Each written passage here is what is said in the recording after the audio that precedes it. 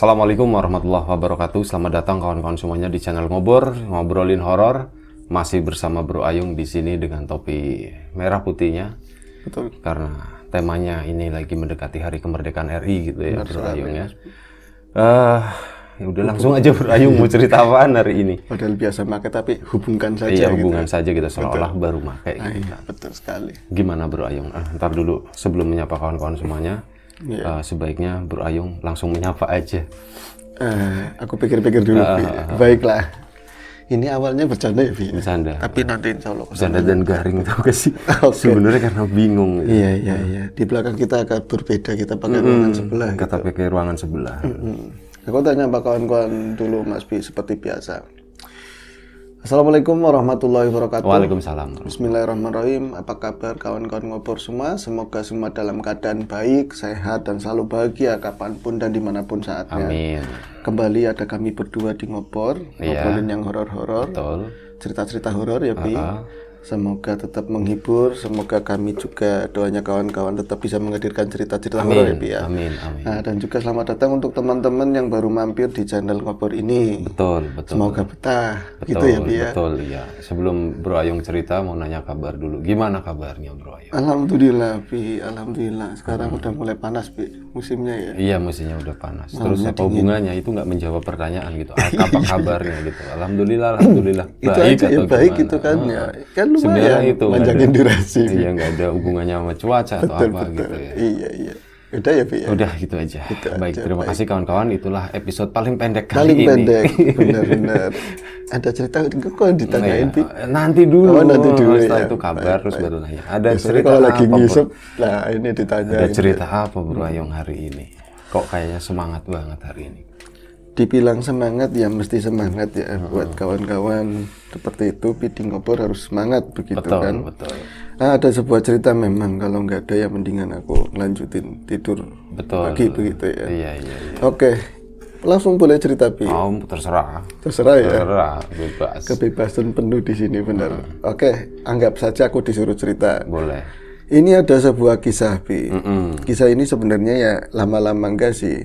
Lama-lama gak gimana maksudnya? Maksudnya kejadiannya gitu kan. Kejadiannya berapa tahun yang lalu Heeh. dialami oleh Pak Tomo. Heeh. Dialami Pak Tomo, diceritakan sama saudaranya, tapi beliau sama sekali nggak mau disebut. Pak Tomo, desanya apanya jangan disebut, Mas. Ya wis, Pak Tomo itu juga nama samaran. Betul. Atau nama asli? nama samaran. Nama samaran. Nama samaran. Yang pasti ya masih seputar Tegal lah begitu, Bi.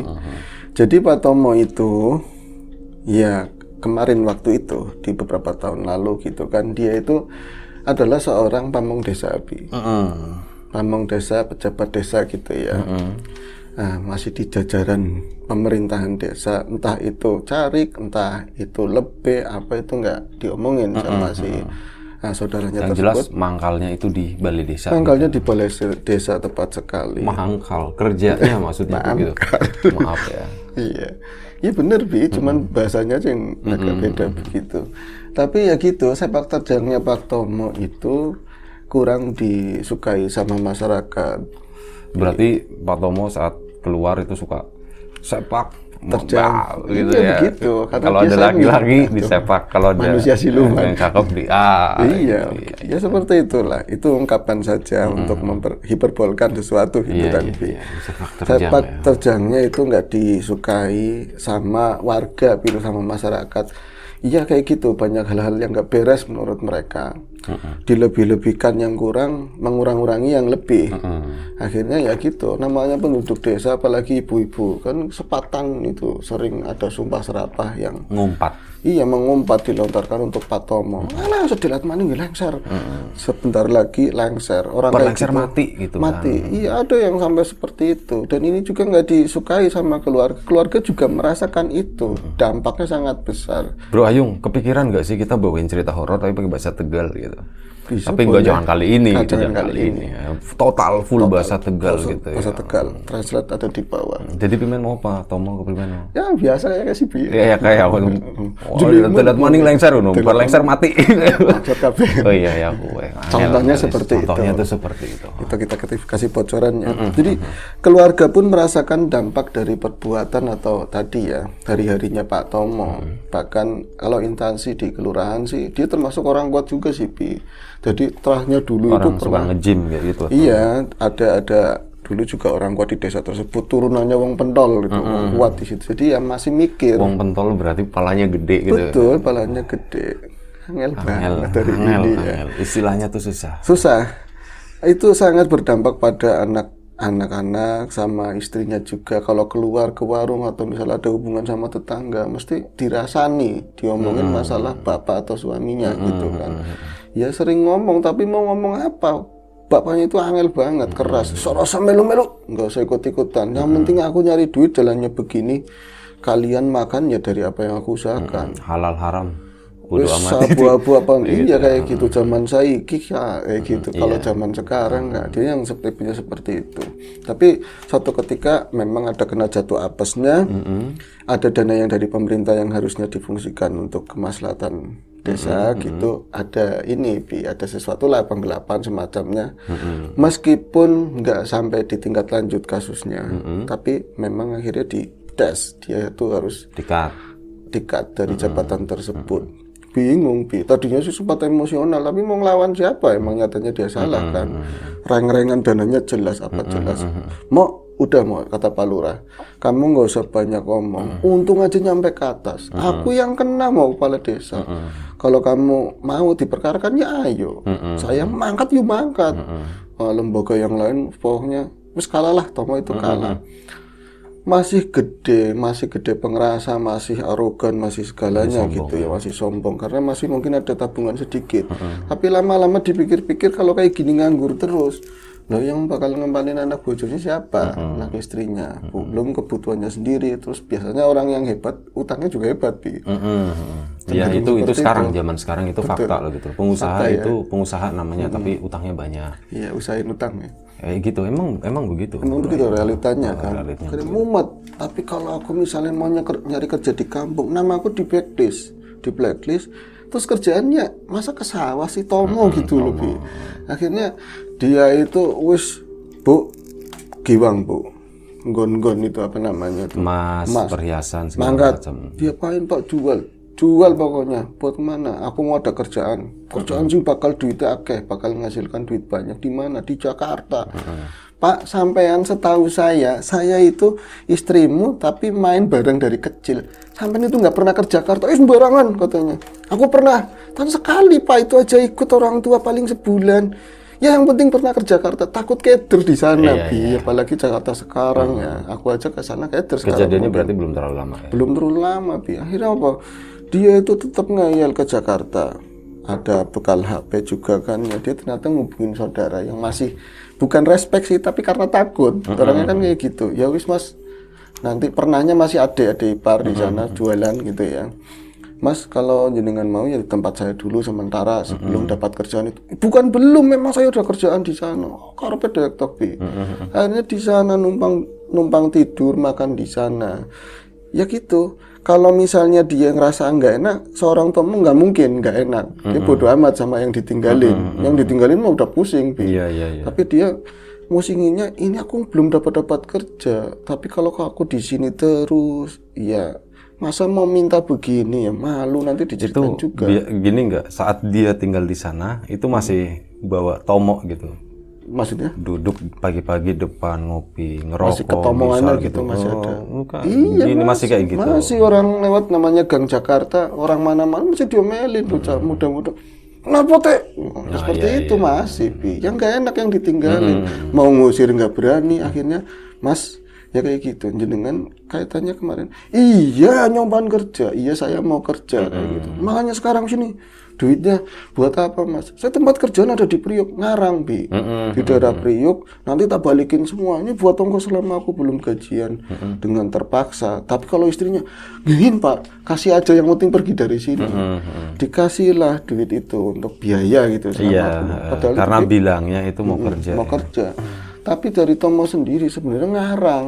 Dia itu nggak mau kemana-mana. Tapi dipikir-pikir, aku itu udah puyeng, kata yang cerita ya ponakannya. Jadi Pak Tomo itu mau ngelalu, tetap mau pulang kampung, Bi. Mau pulang kampung, cari dana yang apa ya namanya, cari duit cepat, tapi bukan nomor, nyupang ngipri, nggak apa-apa kayak gitu. Udah dipikirkan matang-matang lah seperti itu. Akhirnya, kemarin ngendi apa nih Mas? Yang ke terminal kemana? Terminal aja nggak ngerti, Bi. Ya Allah. Nanya angkot gitu. Nanya angkot, keluar gang jenengan yang arah Ngetan itu naik angkot warna merah. Ngetan Sindi. Karena ini kan nanya oh, model kayak jelek banget, Bi. Akhirnya dianterin. Wis, nggak usah dianterin, aku udah tahu. Udah mau deket kayak gitu ngomelin ya sosokan. Akhirnya nyampe juga di sebuah terminal. Terminal terkenal ya, gede ya di Jakarta Timur sana, Bi.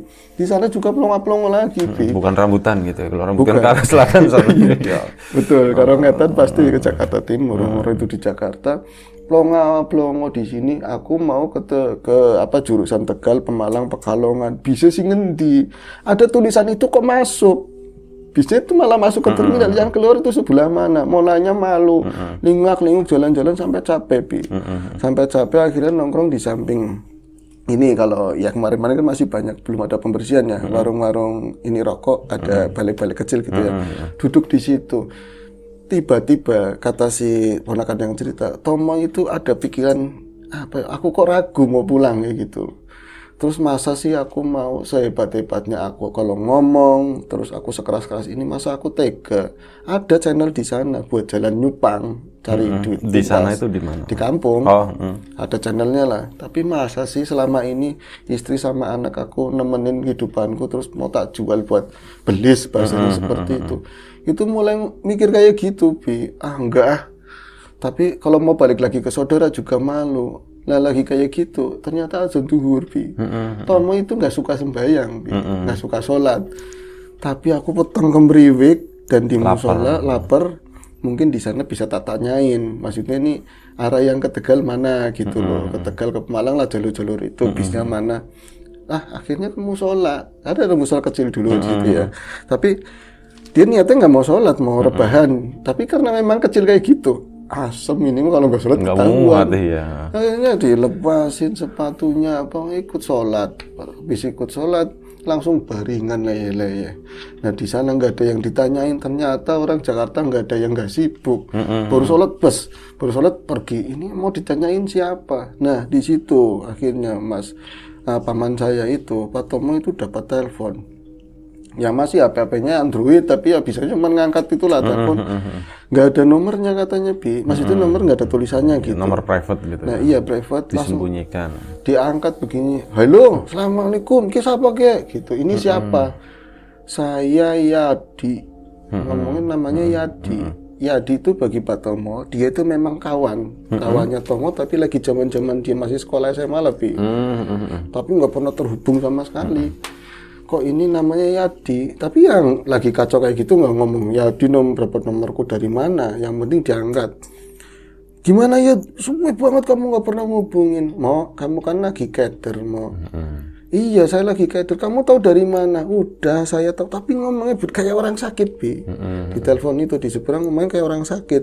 Kamu lagi cari pekerjaan mau, ya kan mau, bingung kan mau. Iya, kalau mau pengen kerjaan, aku pengen kerjaan tapi yang gajinya gede, masih kayak gitu, Bi. Ya wis. Aku mau kerjaan yang nggak ada kerjaannya tapi ada gajinya. Betul, gitu. itu lebih indah lagi, Bi. Yang nggak ada kerjaannya, yang gajinya gede, gitu kan. Apa gitu, Bi? Nggak tahu ya, Bi. Akhirnya apa? Itu kamu nurut, sekarang kami itu bangun jalan Karangulun. Ngulun kemana? Kanan, kayak itu dikasih petunjuk kanan. Nanti di sana. Keluar nyari bis yang arahnya Bogor. Arahnya Bogor dituntun kayak gitu, Bi. Nanti alamatnya ini jalan ini, pokoknya nanya sama supir. Itu ada kerjaan di situ, di rumah itu. Nanti kamu minta kerjaan itu gajinya gede kayak gitu. Yad, halo Yad, kamu kerja di situ atau gimana? Dia nggak tahu track recordnya itu tinggal sekarang di mana, ya seperti apa nggak ngerti. Tahu-tahu tiba-tiba nelfon. Tiba-tiba nelpon, itu angin segar, gajinya katanya gede. Dilakuin ke sana, nanya, nyampe supirnya itu. Pan, aku berhenti di alamat ini patokannya di sini daerah sini gitu, terus ada rumah gede di situ. Sampai supirnya, Pak asli mau mandek di sini gitu, mau berhenti di sini. Iya emang disuruh di situ. Turun kan, Bi, Pas turun nyebrang jalan itu lagi pas turun emang ada warung kayak warung ya sarapan atau apalah, warung mie gitu. Dia nyebrang tapi lingak-linguk, ini aku disuruh kerja tadi, Adi yang suruh nelpon, suruh ke alamat ini. Ciri-cirinya persis, ada rumah tua gede, tapi sepi nyenyet, nggak ada kayak aktivitas kehidupan itu di situ. Itu siang atau malam? Berarti masih sore ya? Masih jam-jam tengah tigaan masih terang gitu ya? Masih terang, tapi dikit lagi mau asar lah seperti itu. Lalu dia nyebrang, lingak-linguk, rumah itu pohonnya gede-gede, cuman pagarnya masih holo besi kayak gitu. Tapi ditutul begini, dia itu mana belnya gitu kan. Jadi rumah itu kalau aku bisa ngelihat itu, kalau ngelihat dari sela-selanya ini, besi-besi itu baru ngelihat rumah gede banget kayak gitu. Tapi sepi, gelap, banyak pohon-pohon di depannya, sampingnya ada kayak pelataran, ya mungkin buat masuk mobil. Ada mobil yang ditutupin, kayak terpal begitu, buluk katanya. Ini kok kayak nggak ada kehidupan. Tapi Yadi itu tadi ngasih nunjuknya, kasih nelpon lagi, masuk mau kayak gitu, cuman mau ngomong kayak gitu dok, Bi. Nomor yang sama, halo Yad Primen ya, nomornya gitu. Maksudnya nggak ada gitu ya? Iya nggak ada, maksudnya nggak ada tulisan Yadinya, tapi nggak diperhatikan itu 08 berapa, nggak pikiran. Ada angkanya, cuman nggak ada namanya, nomor nggak tersimpan. Betul. Gitu. Iya. Jadi dia langsung Primen Yad, udah pokoknya masuk.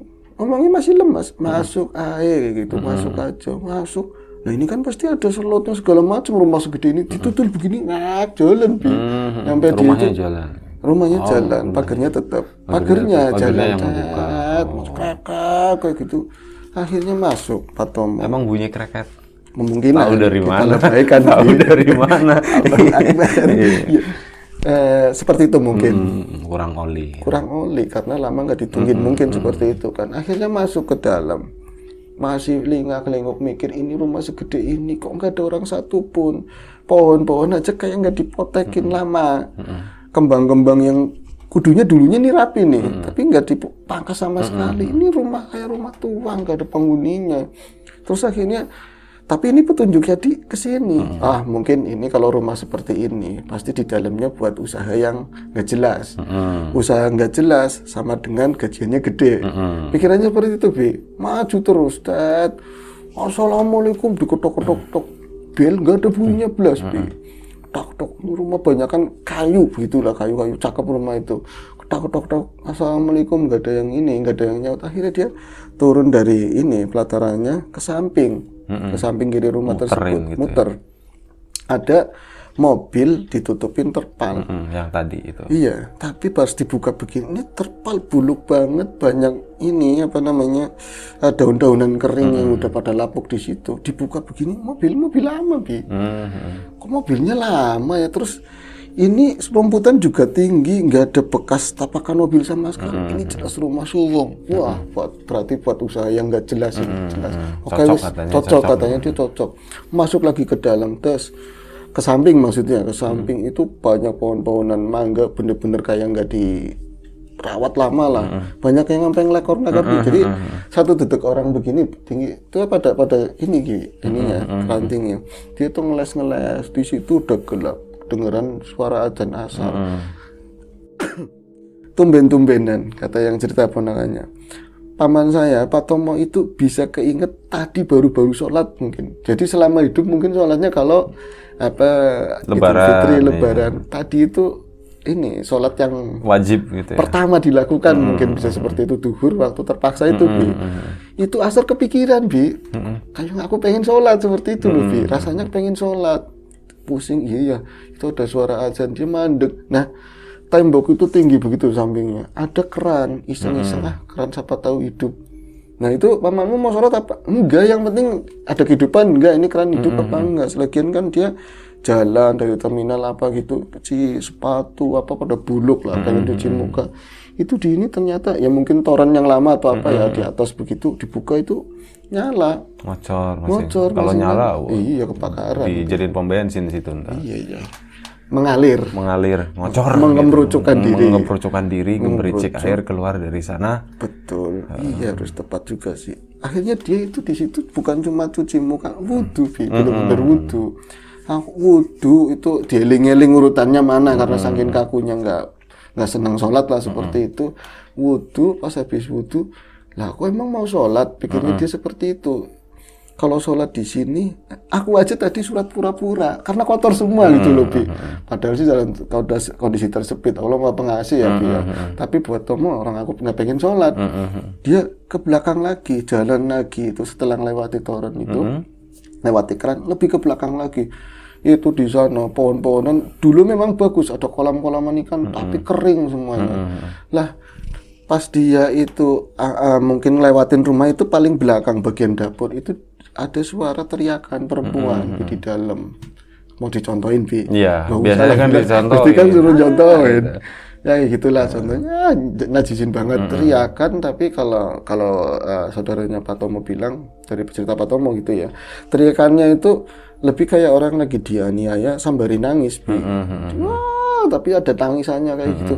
Loh, itu arahnya di sini, di belakang daerah dapur lah mungkin. Tapi mau dilihat Ini pakai posisinya apa? Pak Tomo kan masih di luar. Di luar sama sekali itu nggak ada lubangin, ada tinggi, tapi belum sampai ke paling belakang ini, halaman paling belakang. Dia masih di samping lah. Dia lagi ini dengerin ini orang teriak itu dalam siapa gitu, suara perempuan muda yang jelas. Sampai 2 kali 3 kali pas dia, aduh ini jangan-jangan udah mulai merinding, jangan-jangan ini emang rumah tua nggak ada penghuninya, ini teriakannya kayak kunti, padahal dia juga nggak pernah dengerin kunti, seolah-olah seperti itu kan. Udah mulai takut. Nah dalam takutan itu larinya mau ke keran lagi, bersihin muka lagi. Baru raup sekali ternyata ada pohon mangga lagi. Berarti mangga itu per berapa meter ada itu. Sama kayak gitu. Ada mbah-mbah katanya. Nini lah ibu-ibu tua itu jarak 5 meteran itu ngeliatin sosoknya Pak Tomo, ngeliatin Pak Tomo gitu loh. Dari penampilannya pakai kebaya, pakai jarit kayak gitu. Tapi sebelum kita telanjang ibu-ibu tadi, apa? maksudnya menceritakan itu betul. tadi. Sebelum kita telanjang. Kita istirahat. Oke, Bro Ayung, lanjut. Sorry. Ya, kita telanjang ini, Bu. Kita telanjang. Kita ini ya, ceritakan ibu-ibu tadi. Kata Pak Tomo itu penampilannya yang jelas itu mana mungkin, nggak mungkin yang punya rumah. Kalau pembantu mungkin, Bi. Tatapannya itu marah ya enggak, tapi lebih ke sedih, seolah-olah itu ngomong kamu ngapain kesini ya gitu lebih. Akhirnya Pak Tomo dia mau ngomong, Bu, pengen ditanyain ini yang punya rumah siapa, saya mau nyari kerja, kalau bisa tak korek semuanya gitu. Ibu-ibu itu cuman ngeliatin mencenger di bawah di balik ini apa ranting yang doyong begitu. Terus dia itu melangkah, ibu-ibu itu langsung gini, Bi, jalan lagi mundur ke balik itu pohon-pohonan. Di situ rungsep lah di situ. Pak Tomo langsung ngejar ke sana, Bi. Di situ udah nggak ada apa-apa. Kalau misalnya dia masa orang bisa ngumpet di ya alang-alang ada, terus pohonan ini kan tembok. Ini orang larinya kemana gitu. Waduh, udah mulai dak-dikdukan, Bi. Udah ngelewatin asar. Kata orang kalau udah asar udah lain ya kan dimensinya, jangan-jangan makhluk-makhluk kayak gitu. Bodo amat mau di sini ada makhluk ada apa, yang penting di dalam udah ada kehidupan. Aku bisa kerja, syukur-syukur ini kerjaan yang nggak beres, duitnya cepat banyak. Kayak gitu kan. Teriakan itu denger lagi, Bi. Lebih keras lagi dan kayak ada suara-suara yang dibanting semacam perabotan atau apa. Susah dia nyari sumber. Maksudnya mau lihat ke arah dalam, muter ke belakang. Itu ada lubang angin, tapi tetap aja nggak kejangkau.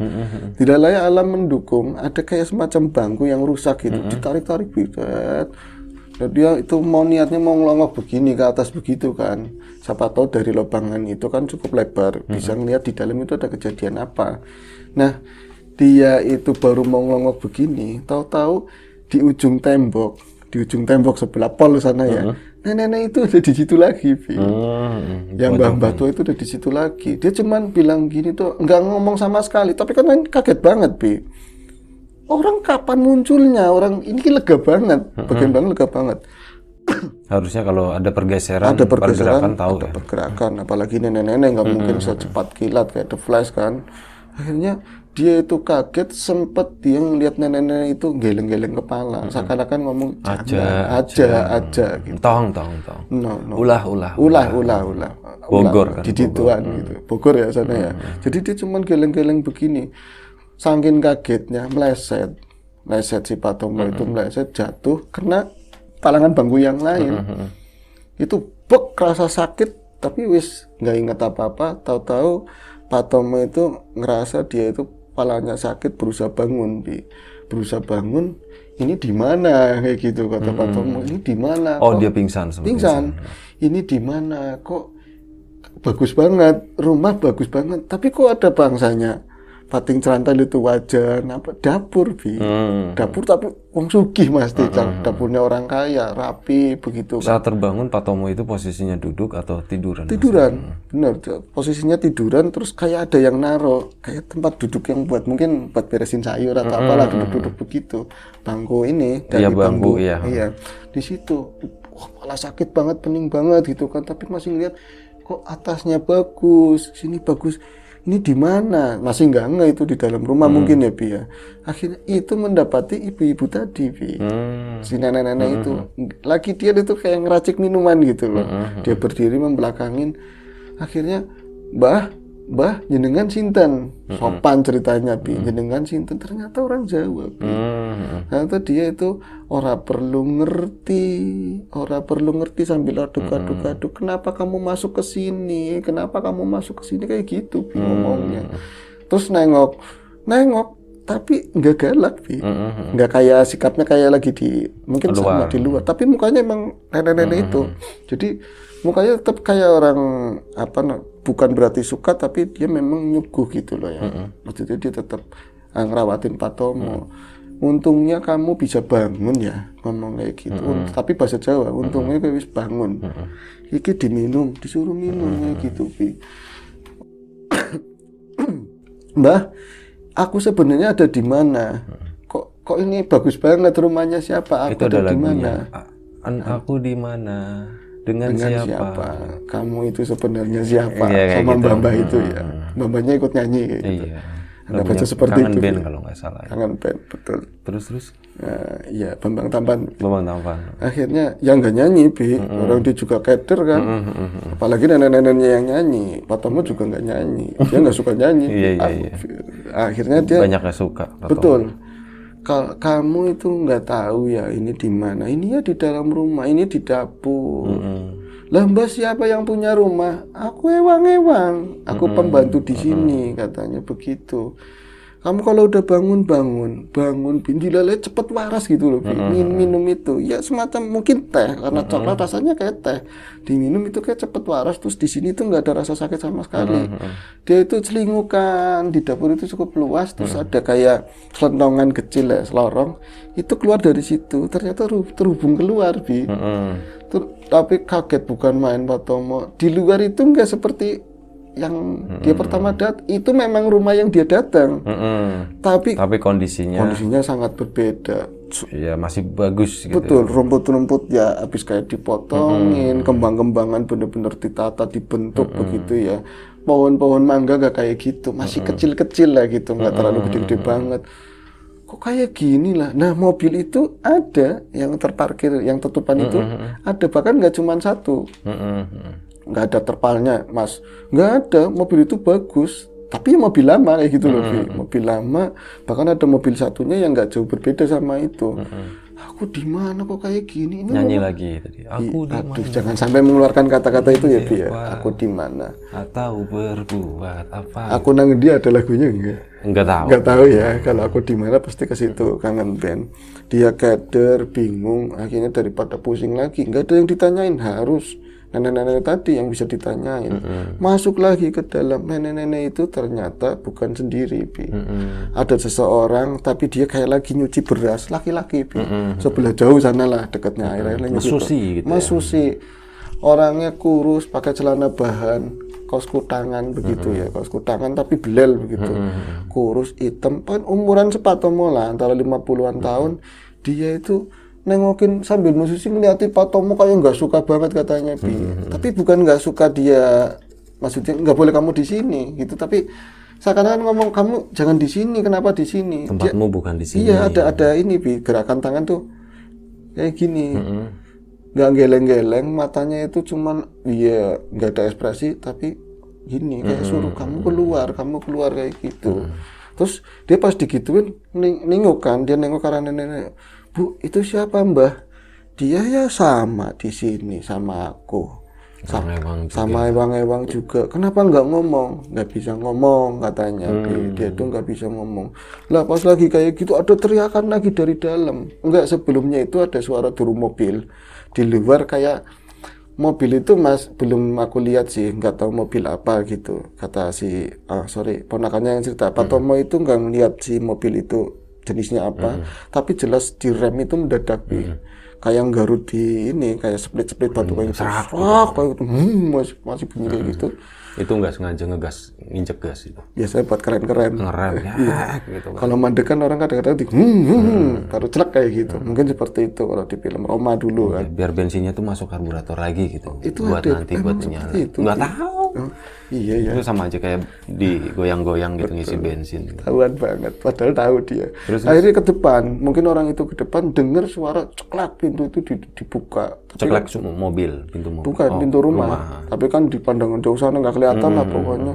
Itu ceklak itu dibuka, ada suara teriakan yang persis yang dia dengar itu. Yang waktu sore itu Waktu sore itu perempuan itu makin jelas berarti kayak orang dianiaya lah. Jebruk, terus ada suara yang dihantam, entah itu barang-barang apa, komprang. Gitu. Tolong, cuman nggak kayak gitu, cuman teriak-teriak sambil nangis. Nggak ada yang bisa dilakukan Pak Tomo. Dia cuman ngelihat ibu-ibu itu, kayak dia itu yang tadinya bisa diajak ngomong, dia langsung pura-pura sibuk. Ibu-ibu itu pura-pura sibuk.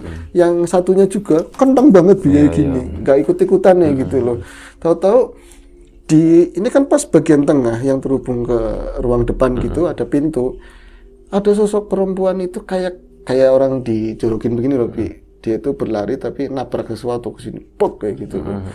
Itu kalau kata paman saya Mas, kalau misalnya kondisi normal, dia itu bakalan seneng banget ngeliat perempuan kayak gitu. Cantik banget, seksi, pakainya cuman ya ininya pendek lah.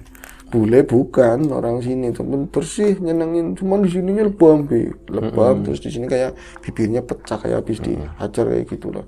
Dia langsung keratakan. Sambil nangis nyariin pisau, nyari pisau. Jangan ke sini. Itu ke arah pintu. Jangan ke sini. Kalau enggak aku mati. Ngomong seperti itu. Lah Pak Tomo, orang kenapa ini? Tapi nggak dihubungin sama yang tadi pas datang itu ada suara itu, adanya dia tuh fokus. Lelakiannya Pak Tomo kan pengen nulungin. Tapi ini ada masalah apa gitu kan? Dia aja baru banget di situ kan. Tapi yang aneh, kata paman saya, dia itu pengen ngelihat ke arah pintu, nggak bisa, semacam kayak ada tabir, dia itu dorong gitu loh, nggak bisa ke arah pintu itu. Buat ngelihat itu siapa sih itu siapa tuh nggak bisa. Kemudian nggak tahu Pak Tomo itu pas ngeliat kayak gitu, kayak orang dibikin tidur lagi. Selep tidur, tahu-tahu ada di ruang tengah. Ruang tengah, pokoknya mbah-mbah itu pas dia bangun, kok ini nyaman gitu loh, di mana ini, empuk banget, perasaannya empuk banget. Ternyata tuh sofa panjang tapi di ruang tengah. TV-nya TV lama modelnya.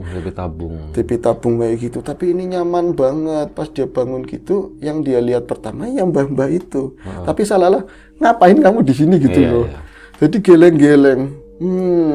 Cuman ngomong kayak gitu sama Pak Tomo, nggak ada suara, cuman seolah-olah ngapain lu di sini? Wong di belakang aja bahaya Pak. Mungkin seperti itu ya.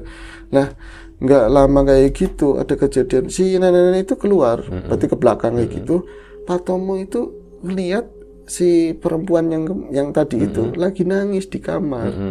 Jadi lurus begitu ya, kalau dia itu baringan begini, di situ ada kamar yang terbuka, perempuan itu lagi nangis di dalam situ.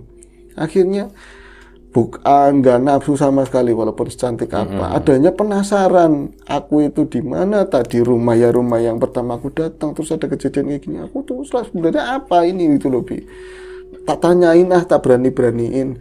Akhirnya dia tuh jalan nyamperin, Mbak, kenapa Mbak? Manggilnya Mbak nggak nyaut. Bu apa ya? Bu, ibu nangis kenapa Bu? Tambah sesenggukan makin menjadi. Mau nyamperin yang nggak berani, tahu-tahu itu lagi dia itu di pintu itu. Dia kan bisanya nyender begini, nggak mau masuk. Dari arah jauh, berarti depan gitu ya. Itu ada seseorang. Kamu siapa? Digituin, gorong banget. Itu sebelumnya nggak ada suara mobil sama sekali. Tapi ada laki-laki yang kumisnya tuh gede tinggi. Yang bikin medeni apa mas? Ada yang nggak umum. Kata paman saya di sampingnya itu ada anjing tapi gede banget. Jadi anjing itu mungkin herder atau apa. Tapi dia bilang sih ambil seorang, dua kiri kanannya. Kamu itu siapa? Kenapa kamu berani-berani masuk ke sini? Digituin, Bi. Tuh nggak bisa ngomong apa-apa. Yang ada lemas dengkul katanya. Lemas banget. Terus nengok ke arah dalam kamar itu. Jadi kayak, Bu, jelasin Bu, aku itu siapa? Pengen minta bela gitu sama yang di dalam. Ibu itu nggak ada, Bi. Di dalam kamar itu nggak ada. Jadi cuman ketemunya dia hadap-hadapan sama orang laki-laki yang gede tinggi sama anjing dua itu. Nggak bisa ngapa-ngapain. Akhirnya dia itu ke belakang lari mau minta tolong sama mbah-mbah itu. Minta dijelasin gitu. Sibuk semua, nggak ada ikut-ikutan. Oh, sibuk semua kayak gitu, nggak ada ikut-ikutan. Akhirnya apa? Dia itu nyari buat keluar, karena ini ternyata si bapak-bapak itu ngikutin ke belakang. Mau lari kemana kamu? Mau ngerti namanya, Bi? Mau lari kemana? Mau kamu itu nggak bisa lari, dimanapun kamu nggak bisa lari. Kamu harus tanggung jawab semuanya. Maksudnya apa gitu loh? Saya punya salah apa? Anjing itu makin dekat, ngikutin ke lorong nyampe ke arah luar, Bi. Sampai ke arah luar, dia itu saking gugupnya nendang palangan ini, rantingnya pohon tadi. Mangga kecil padahal, karena itu kan gede yang dulu ya, yang kecil tapi bek itu langsung nggak inget apa-apa lagi. Tahu-tahu itu dia itu bangun lagi ada suara kentang-kenting orang makan. Tahu-taunya di seberang rumah itu, Bi. Kan ada warung itu ya tadi, warung makan gitu. Pas baru datang itu ya. Yuk, kayak wongnya wis tangi, ada yang ngomong kayak gitu, mungkin orang Tegal juga. Ternyata yang jualin orang Tegal. Mas, untungnya bisa tangi, sampai asalin di sini gitu. Orang dari mana, Mas? Sampai orang dari mana, Pak? Digituin. Itu jangan ditanya-tanyain dulu. Itu ininya yang pada lebam dikompres, dirawatin orang-orang situ. Jadi, kok kenapa aku di sini? Kenapa di sini gimana? Yuk, aku kan tadi masuk rumah itu. Kita itu ngeliat tadi siang, ini jenengan yang lingak-linguk depan rumah itu, kayak gitu, Bi.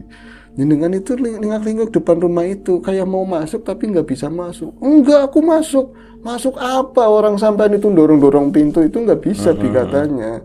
Dorong-dorong pintu nggak bisa, tapi kayak maksa banget mau naik juga nggak jadi. Kita ngeliatin kayak wong edan apa siapa, campur-campur ngomongnya ibu-ibu warteg itu, Bi. Terus, enggak Bu, aku masuk, diceritain di dalam kayak gini. Lah, sampean berarti lagi dianuni setan ngono, kuwi Mas Suwung. Sampean lagi diganggu setan situ, itu Mas Suwung. Rumah udah lama nggak ditempatin. Tapi memang Mas, sering orang lewat, orang baru aja ngeliat kejadian di situ aneh. Nanti ngeliat apa? Seringnya ngeliat anjing dua, Bi. Sama yang punya kayak gitu. Tapi di gerbang. Kok nyambung ya kayak gitu. Dia mulai ketakutan kan, Bi. Makin dingin. Mas ini wedang, dikasih wedangan. Sampan itu asal mana? Ternyata asal sini juga, nyambung kan. Itu telepon bunyi lagi, Bi. Telepon yang sama, begitu nomornya sama kayak gitu kan. Wes, cuman kayak gitu doang. Kamu udah kerja, digituin sama sing namanya Yadi.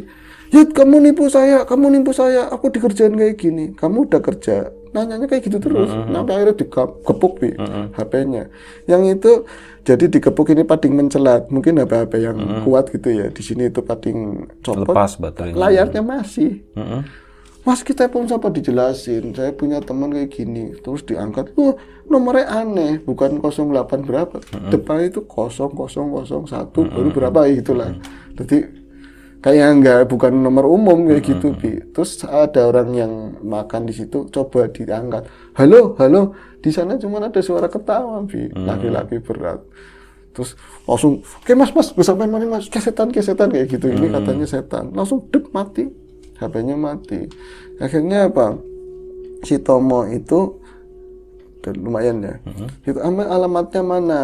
Alamatnya sini, daerah sini, Tegalnya sini. Perbatasan Pemalang kan. Oh ya wis, nanti ada ini ya, yang keluarga yang bisa dihubungin apa enggak? Ada sih, tapi kemarin ya di Jakarta inilah, maksudnya di dekatnya Pulau Gadung katanya gitu. Ya wis, nanti kalau kita ada waktu diantarin ke sana. Saya nggak tahu jalan, Bu. Aneh lagi, Vi. Ya wis, pokoknya nunjukin aja, mau tuh dicariin nanti ketemu wis kayak gitu. Ternyata dari pihak keluarga itu memang nyariin, Bi. Jadi kayak Pak Tomo itu sebenarnya mungkin dibilang rada stres. Keluarga itu nggak merasa ngasih uang, itu nggak kayak gitu, Bi.